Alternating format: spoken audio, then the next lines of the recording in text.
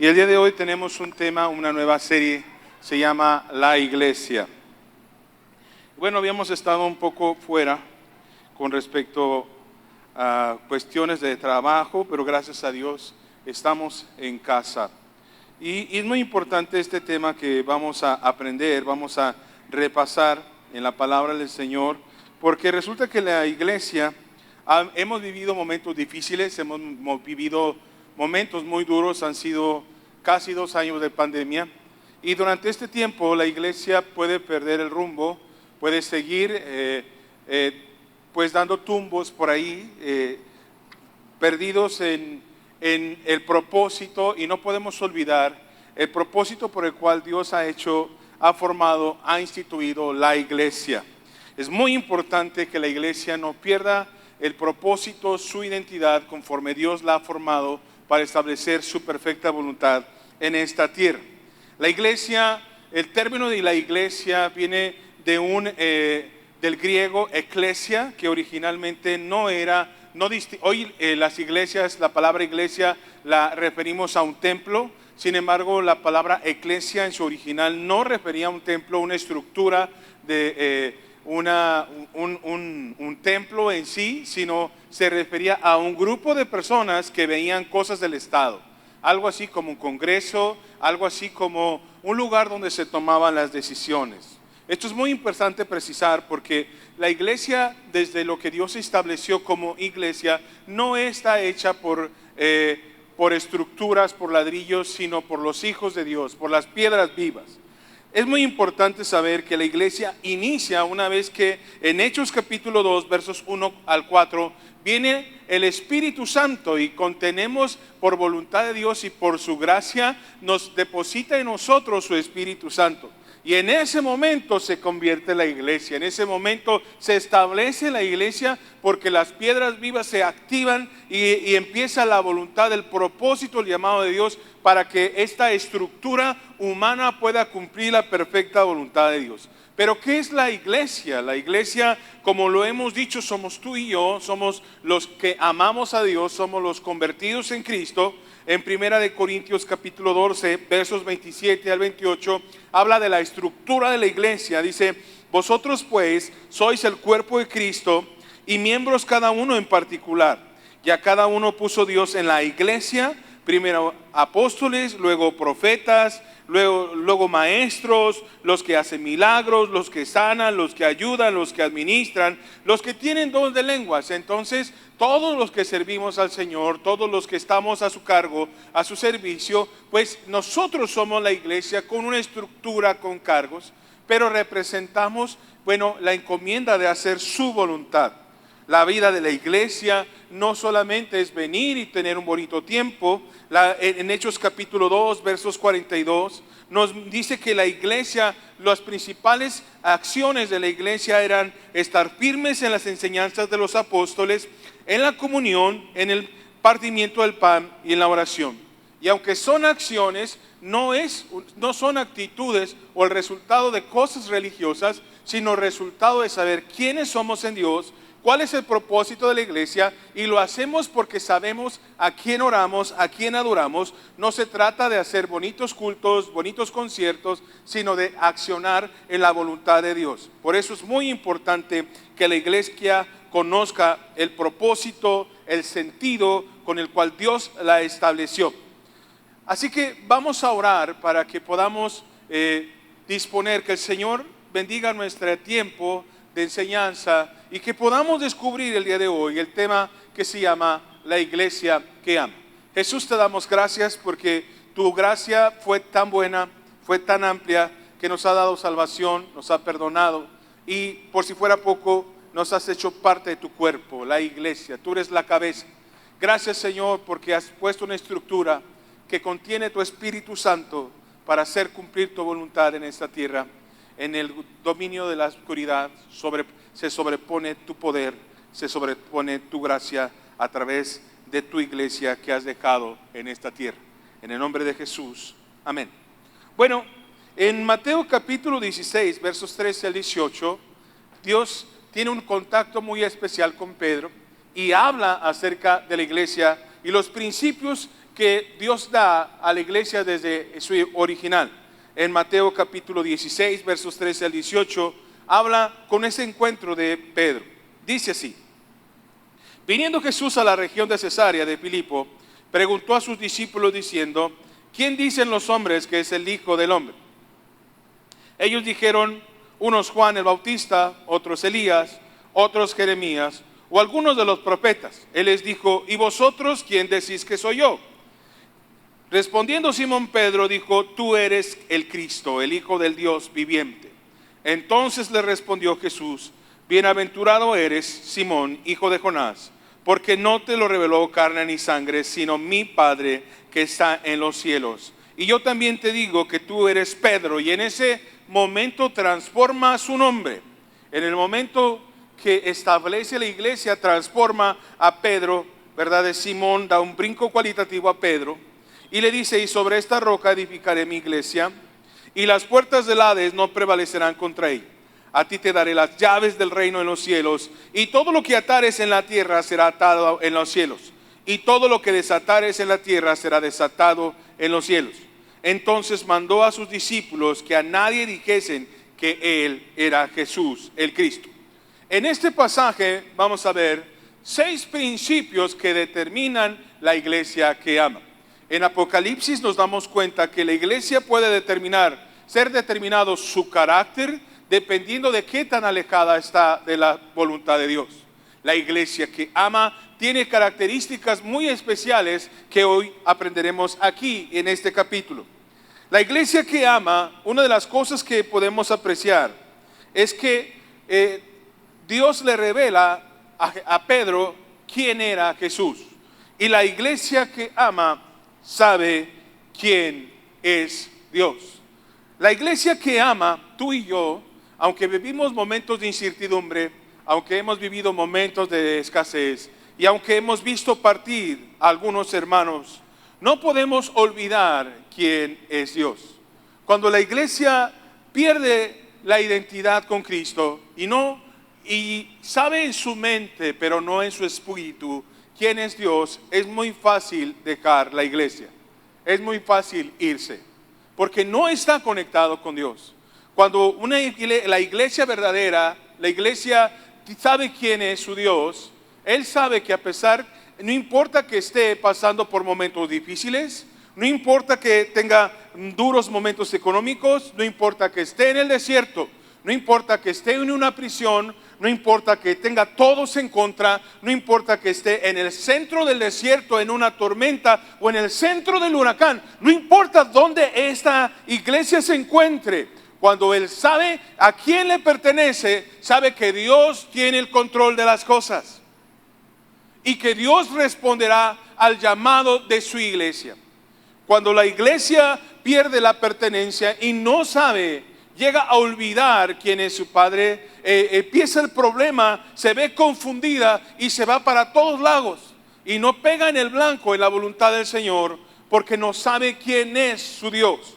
Pero la iglesia, quien sabe quién es su Dios, no pierde la ruta, no pierde el camino, no se desespera, puede llorar, puede sufrir, puede vivir la enfermedad, incluso la muerte. Pero a pesar de ello, aún enfrentando la muerte, Dios cumplirá su propósito. La vida de José, un José que vivió en el desierto de Egipto, en donde hizo tantas cosas extraordinarias y conocía la promesa del Señor, murió en Egipto, enfrentó la muerte como algunos la hemos enfrentado, pero hubo algo que él dijo y que marca un precedente. Como yo sé que su palabra no cambia, que podrán cambiar muchas cosas, podrán cambiar muchas cosas, pero su palabra nunca cambiará, porque Él es fiel, Él es eterno y Él cumplirá su palabra. Les dijo a su familia una vez que había visto las proezas del Señor cumplidas en Egipto, les dijo: háganme un favor, un día vamos a salir, un día cumplirá su palabra, y háganme un favor porque realmente va a pasar. Cuando esto suceda, se llevan mis huesos. Porque Dios es tan fiel y aún enfrentamos la muerte, porque esto es una realidad, y cuando vemos enfrentar la muerte pudiéramos pensar que esto es todo. Sin embargo, Dios es Dios por encima de todo. y aunque hubiera perdido a alguien querido, por más doloroso que esto sea, cuando yo sé quién es mi Dios, por encima de la pérdida, por encima de mí mismo, Dios cumplirá su propósito en mí, en mi casa, en mi familia, porque yo sé que el Eterno, el Señor, tiene control de todas las cosas. ¿Cuántos dicen amén a eso? Por eso es muy importante que la iglesia no puede olvidar quién es su Dios. La iglesia que ama, como hemos podido ver en el pasaje que Pedro estaba hablando con Jesús, un diálogo muy ameno, la iglesia que ama tiene un diálogo íntimo con el Padre. ¿Qué tantos yo soy iglesia? ¿Qué tanto fíjese bien esta frase, dependiendo de la intimidad que tú tienes con Dios, es el resultado de las acciones que la iglesia tiene. Dependiendo del resultado de mi comunicación con Dios, es el resultado de las acciones que yo hago en Cristo. Cuando la iglesia que ama sabe quién es su Dios, cuando la iglesia que ama tiene comunicación con Dios, las cosas reciben una respuesta.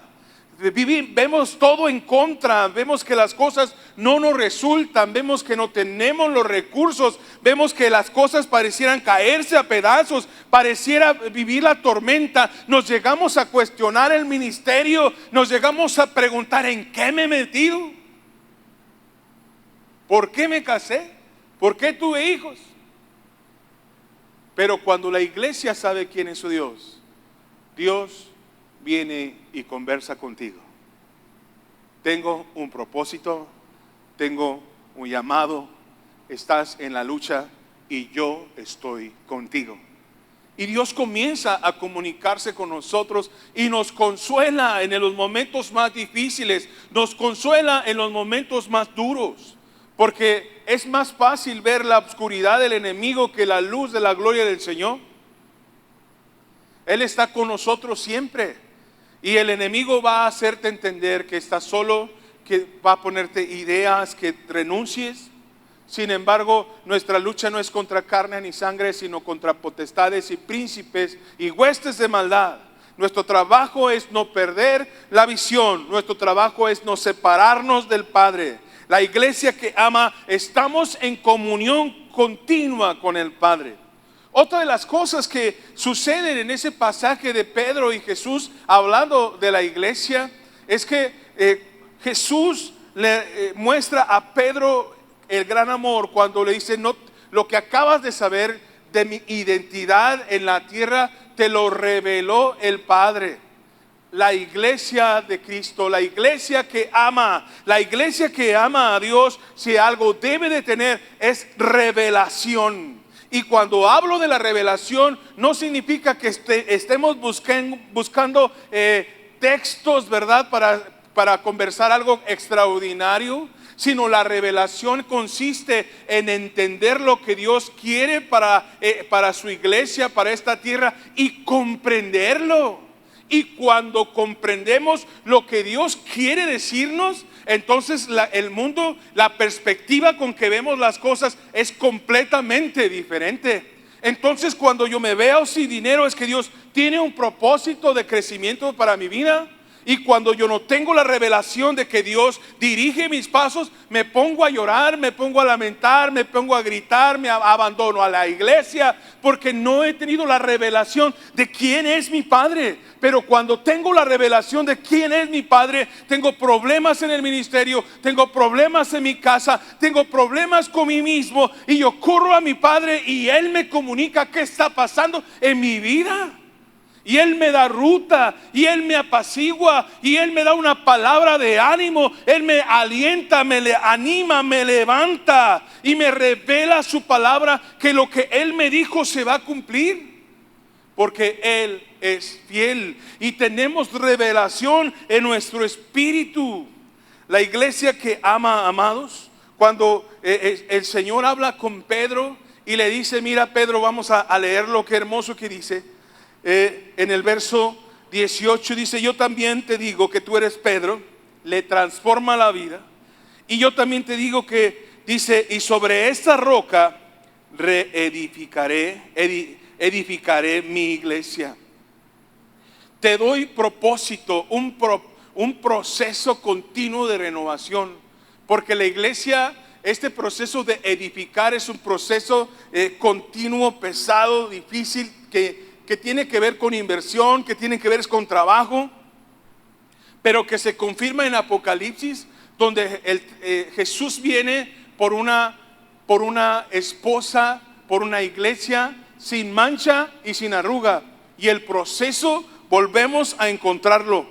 De tal manera que la iglesia que ama tiene un propósito de crecimiento, tiene un propósito de maduración, tiene un propósito de reedificación, de restauración, de crecimiento. Y cuando la iglesia estamos avivados, activados en el entendimiento de quiénes somos, entonces constantemente estamos creciendo, constantemente estamos madurando, constantemente estamos dejando atrás nuestra carne, las cosas que no le agradan al Señor. Tenemos un proceso continuo de cambio, y eso es la iglesia que ama, porque lo ama, porque sabe que debe de vivir un proceso continuo de transformación.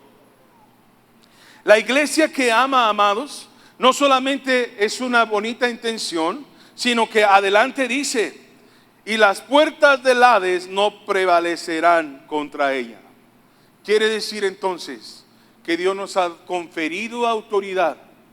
No importa tu preparación, no importa tu tamaño, no importa cómo te haya ido bien o mal en la vida, Dios ha dado autoridad a la iglesia para hacer una retirada al enemigo mientras Cristo viene por nosotros. La iglesia que ama entiende que tiene poder. Por lo tanto, la iglesia tiene que verse a sí misma como peligrosa. Tiene que verse a sí misma con el poder que Dios le ha conferido, de tal manera que yo lo traduzco así: el poder del Espíritu Santo en su original es dínamos, es un poder increíble, pero yo lo veo en cada uno de nosotros como nitroglicerina. Cada uno de nosotros somos una pequeña gota de nitroglicerina, que en donde se mueva, en el colegio donde tú estás, que es donde se mueva, en la calle, en los camiones, en el trabajo, en donde se nos mueva, nos activamos y generamos una explosión del Espíritu Santo, porque somos la iglesia.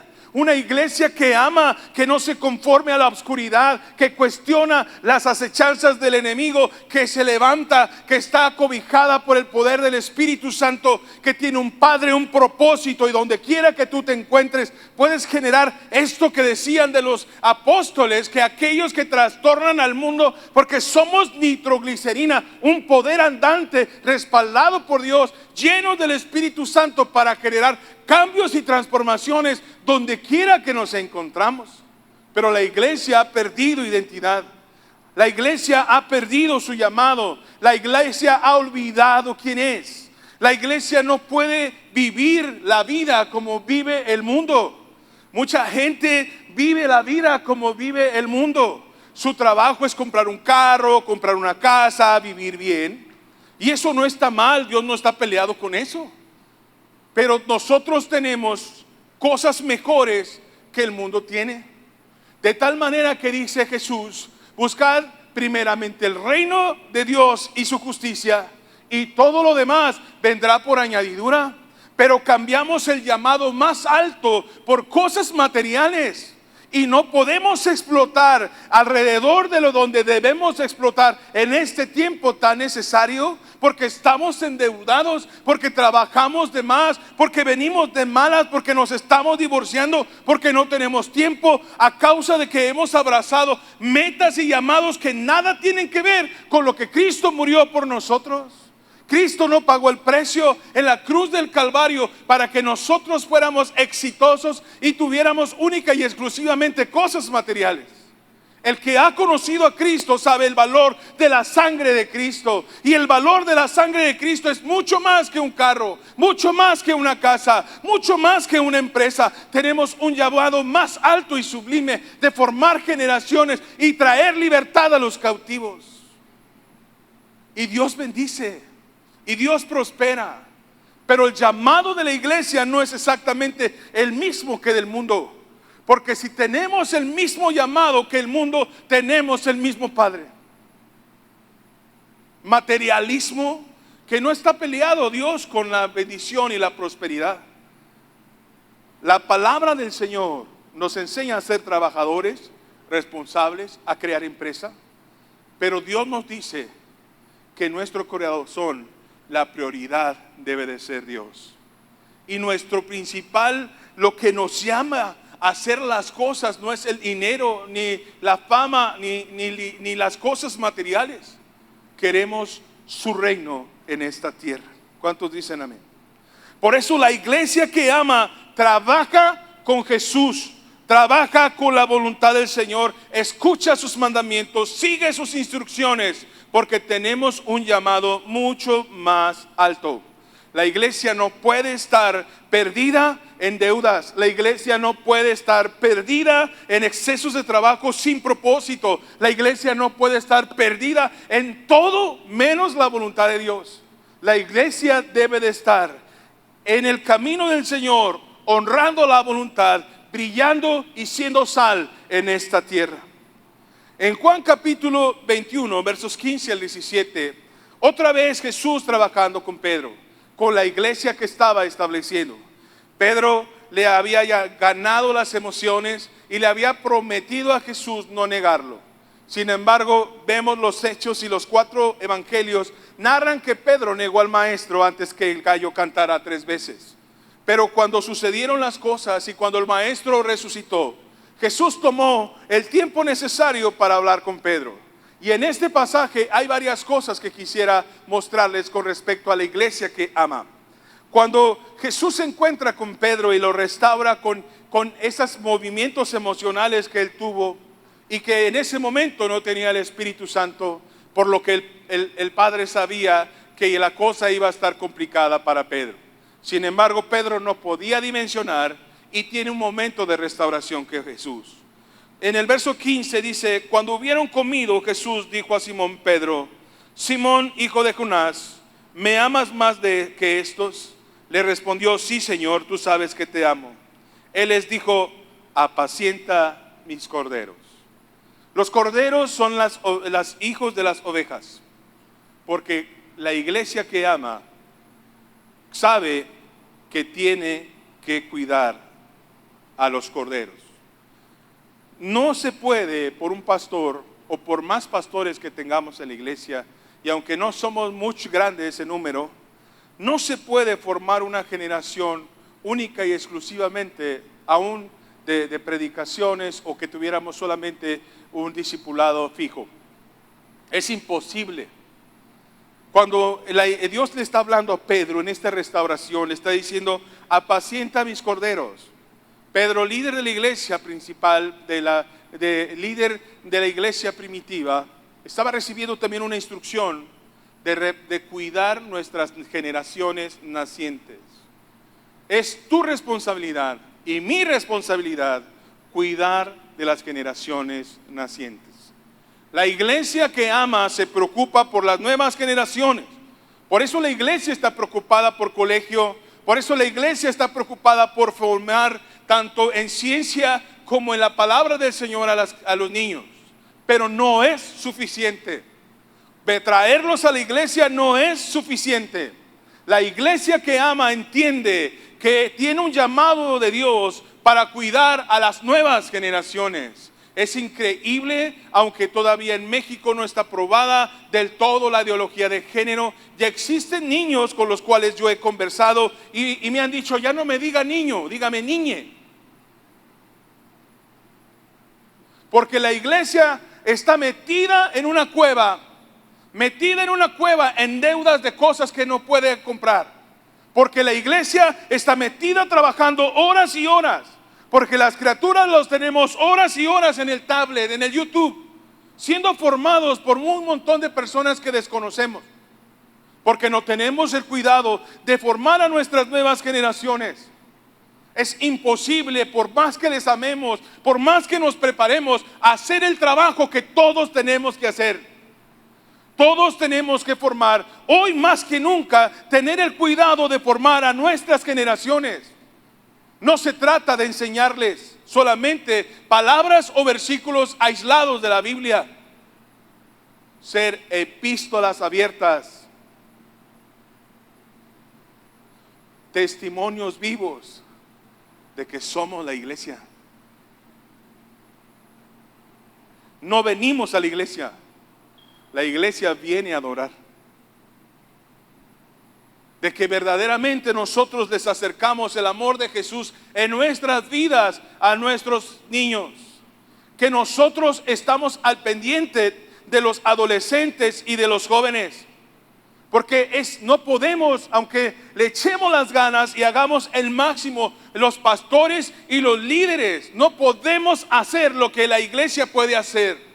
No podemos arrebatar de las fauces del enemigo a los jóvenes que están perdidos en una autoestima baja. No podemos arrebatárselos, podemos orar, pero no podemos hacer lo que ustedes pueden hacer, que los tienen al alcance, deprimidos, sin estudios, sin visión, porque Satanás se los ha comido. Y nosotros todavía estamos en una oscuridad, en una cueva, ausentes de lo que debemos de hacer. La iglesia que ama es una iglesia que se preocupa por sus generaciones. La iglesia, la gente piensa que venir a la iglesia es ser un mojigato, no tomar, es ser un santurrón. Pero la iglesia es mucho más que tomar o no tomar. La iglesia tiene una responsabilidad y una autoridad para establecer lo que Dios dijo que iba a establecer. Jesús murió por nosotros y nos gozamos en lo que Cristo hizo por nuestra salvación.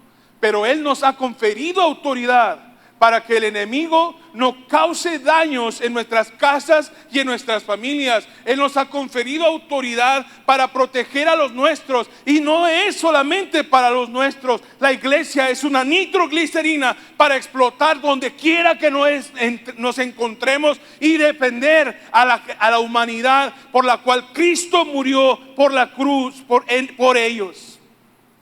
Pero estamos metidos, ensimismados en nuestras cosas y no podemos ver lo que Dios quiere hacer a través de la iglesia.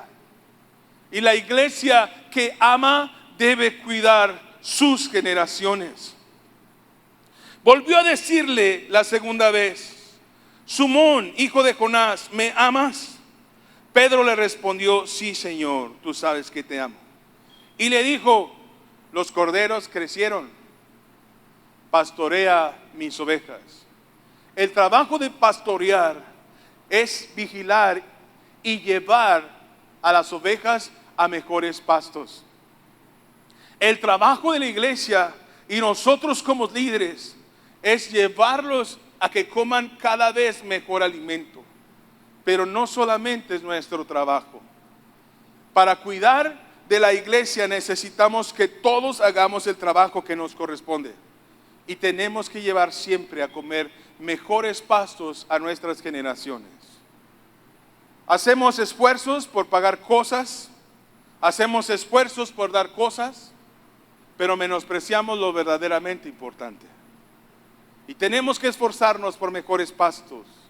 Tenemos que esforzarnos por animar a nuestros jóvenes a venir a la iglesia. No hemos hablado con los pastores de jóvenes, pero los pastores tenemos que preocuparnos todos por tener mejores pastos, porque ellos puedan recibir lo que yo a lo mejor no le puedo dar, pero que yo le pueda generar un ambiente en el cual él pueda desarrollarse y que tenga todo el conocimiento de Dios. Y nosotros como pastores cada vez dar mejores mensajes, nos queda claro, pero el trabajo no es de un solo hombre, somos la iglesia. Y la iglesia debe crecer y la iglesia debe de hacer lo que Cristo quiere que hagamos. Y le dijo la tercera vez: Simón, hijo de Jonás, ¿me amas? Pedro se entristeció de que le dijera la tercera vez: ¿me amas? Y le respondió: Señor, tú sabes todo, tú sabes que yo te amo, porque él le estaba revelando de qué manera iba a morir. Sin embargo, le dice: apacienta mis ovejas. Porque la iglesia que ama responde a las necesidades de la iglesia. Debemos de responder a las necesidades de nuestros jóvenes. No nada más nosotros, todos. Debemos de responder a las necesidades de cada uno de nuestras generaciones, de los niños. Dar el ancho, no como personas. como iglesia. Porque Dios quiere que esta tierra retumbe de una manera extraordinaria cuando la iglesia cumpla el propósito de Dios. En Romanos 8:19 dice: porque el anhelo ardiente de la creación es el aguardar la manifestación de los hijos de Dios. Porque hacer iglesia no es solamente tocar y cantar bonito, ni hacer eventos que son buenos, pero no es solamente eso. Es hacer lo que Cristo nos mandó hacer. Cuando el Señor comenzó con Pedro a platicar, Pedro no podía hacer iglesia porque realmente estaba dañado por lo que él había hecho. Y una de las cosas que podemos ver en este diálogo que Dios hace con Pedro también, es que de manera personal le está diciendo: Pedro, hazme un favor, te estoy dando encomiendas, pero déjate de preocupar por ti mismo. Pedro, entiendo todo eso que me negaste, que estás ensimismado, que te sientes mal, que te fuiste de la iglesia, te fuiste a pescar. Entiendo que te abarates por lo que estás pasando, lo entiendo.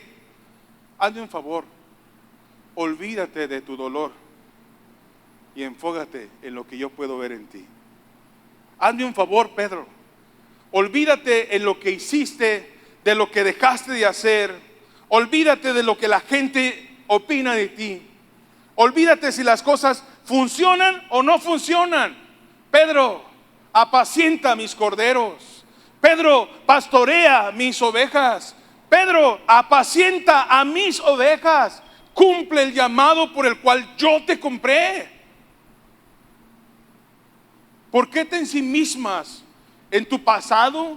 ¿Por qué te quedas clavado en lo que pudo o no suceder? En lo que tienes o no tienes. Pedro, haz lo que debes de hacer. Olvídate de ti y piensa en lo que yo quiero hacer. Porque es increíble ver al maestro clavado en una cruz, hecho pedazos, con una corona de espinas, con un dolor tremendo, los clavos en sus manos, los clavos en sus pies, la arena, no creo que hayan limado la madera en la cual estaba él clavado. Y quien ha estado en contacto con una madera sin lijar sabe que hay astillas. Yo no sé si esas astillas estaban en su cuerpo. Estaba haciendo mofa a mucha gente de él. Se burlaban, se reían, quizás le tiraban piedras. Le dolía todo su cuerpo. Se olvidó de sí mismo y dijo: Padre, perdónalos porque no saben lo que hacen. Y se olvidó de sí mismo y le habló a Juan y le dijo: Juan, he aquí a tu madre, aquí a tu hijo. Y se preocupó por María. Y nosotros como iglesia estamos todavía perdidos en heridas de hace 2-3 años, en cosas que no sucedieron, en errores que cometimos, en situaciones que sucedieron. Pero hay una palabra del Señor para nuestros días y para nuestras vidas, para la iglesia que ama hacer su voluntad. De tal manera que Él deja una frase poderosa cuando nos enseña a orar. Y cuando nos enseña a orar, quizás cuando aprendimos el rezo de niños, no dimensionábamos la revelación que se encontraba ahí. Que yo, la verdad, me golpea mucho esta frase últimamente en mi espíritu. La frase del Padre Nuestro que dice: y que tu voluntad, hágase tu voluntad en la tierra como en el cielo. Se oye muy bonito, pero puedes dimensionar tú como iglesia, en el colegio, en el ministerio, en tu trabajo, en tu familia, en tu vida, con la autoridad que ha conferido y los oídos del Señor presto a tu oración, decir: en mi casa, en mi generación, hágase la voluntad del Señor, aquí en mi tierra, como en el cielo, porque yo soy su iglesia. Yo no sé cómo el enemigo haya golpeado tu vida. Lo que sé es que la iglesia que ama no está restringida territorialmente. Salmos 2:8 dice: pídeme y te daré por herencia las naciones y como posesión tuya los confines de la tierra. La iglesia no está limitada en el territorio. La iglesia que ama no está cercada a sus emociones, no está cercada a lo que podemos ver. Esto es muy importante saberlo. La iglesia que ama camina en otra dimensión, en el poder del Espíritu Santo, en el respaldo de su palabra, para que las cosas que están alrededor nuestro sean transformadas y alineadas no en lo que yo quiero, sino en lo que Dios quiere. No importa lo rebelde que estén tus hijos, no importa lo que estás pasando ahora en tu matrimonio, no importa lo que esté sucediendo alrededor tuyo, no importa. Él sigue siendo Dios y nosotros la iglesia. ¿Cuántos dicen amén? Por eso yo sé que su palabra se cumplirá en tu vida. Somos la iglesia que ama su palabra. ¿Cuántos pueden decir amén? Y puede levantar sus manos, ponerse de pie. Vamos a orar y voy a pedirle al equipo que venga. Vamos a orar. Oh Jesús, aquí estamos y hemos cometido tantos errores. Hemos cometido tantas circunstancias, la verdad.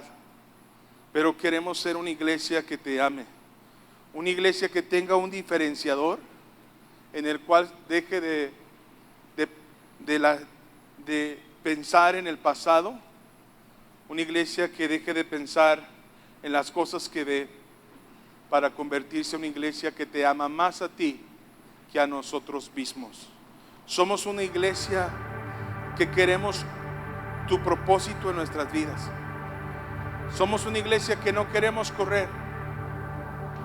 No queremos vivir en terror nocturno. No queremos vivir perdidos. No queremos vivir como el mundo quiere que vivamos. Yo quiero vivir como tú quieres que vivamos. Quizás haya cosas que me preocupan. Quizás haya cosas que yo haya hecho mal. Haya cosas que yo no debía haber hecho. Haya cosas que yo no puedo cambiar. Haya cosas que debieron hacer por mí y no hicieron. Haya cosas que no debieron de haber hecho sobre mí. Pero quiero dejar de preocuparme por mí para comenzar a preocuparme por ti. Porque cuando me preocupo por el reino, todas las cosas vendrán por añadidura. Porque cuando yo confío en ti, entonces tú tienes el control de las cosas. Y yo te quiero pedir ahora, como sucedió con Pedro, que me cambies el nombre, que cambies las cosas en mi casa, que cambies las cosas en mi vida, mi llamado. Yo quiero un milagro. Yo quiero ver lo que tú prometiste, que las puertas del Hades no prevalecerían sobre mi casa, sobre mis hijos, sobre mi vida. Yo quiero levantar mis manos en libertad, diciéndote: Jesús, yo quiero depender de ti y no de mí mismo. Y si quieres hacerlo, levanta tus manos y deja que el Señor, el amor de Jesús, venga y te alcance y te recuerde quién tú eres. Lo que Cristo pagó por nosotros no se trata de lo que hacemos, se trata de obedecerle y Él hará el resto. Oh Señor Jesús, oh, oh. Cristo, yo te amo.